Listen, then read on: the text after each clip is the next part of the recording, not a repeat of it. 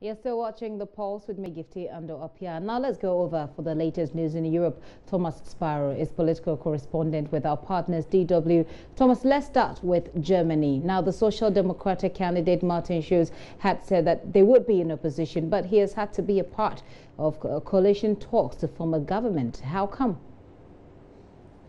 Well, after the election on September 24th, the Social Democrats indeed said that they would go into opposition after they suffered a very bad result. The Social Democrats had been in a grand coalition with Angela Merkel's Conservatives for the past 4 years, but they quickly realized after that election that that was rather harmful for them, that they had lost their profile, if you will, and that's why they announced at the time that they would go into opposition.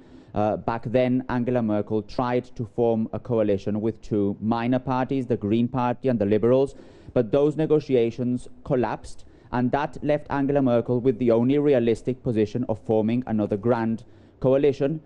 That said, I mean, if they can't form the new grand coalition, the only two options would have been new elections or a minority government, two options that basically no one in Germany wants. So that's why the Social Democrats were really pressured into going into pre-negotiations again, and those pre-negotiations or exploratory talks, as they call them here in Germany, what we are seeing right now in the country. In other words, the leaders of the Conservative bloc, Angela Merkel's CDU, the sister party, the CSU, and the Social Democrats, Martin Schulz, are meeting to see if there is a possibility of having that coalition, if they have formal talks. Whether they have formal talks, that will only be decided after a party conference of the Social Democrats on the 21st of January. So as you can see, Gifty, there's still a long road ahead, there's still plenty of work to do, and there's still a lot of uncertainty as to what type of government Germany will have once they conclude, or they don't conclude, these coalition negotiations. What has been the reaction from the German people? Are they impatient, anxious, angry?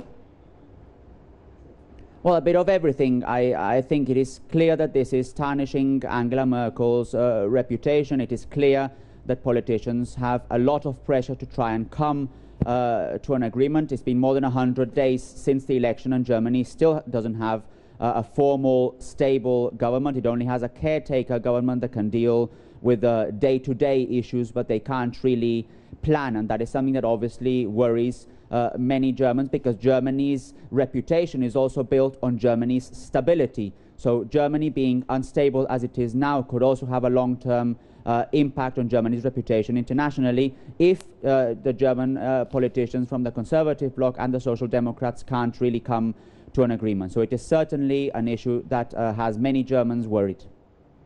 And for its development partners across the world, I'm sure they're also concerned. But let's get to the UK. We understand that there's been a major reshuffle in Theresa May's government, and this reshuffle is expected to strengthen the UK on the Brexit negotiations. Give us some more details on this.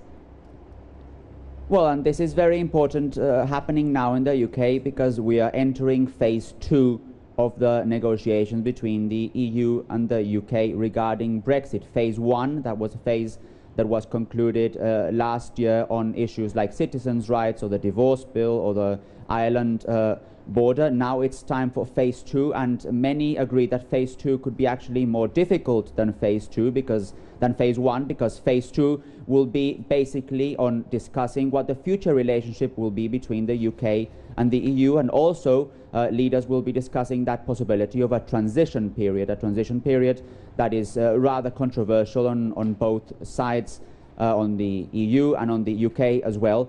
But basically every leader agrees that this is really the big decision time for the UK and the EU when it comes to Brexit. Obviously one issue is particularly important, namely trade, because both the UK and the EU are particularly interested in having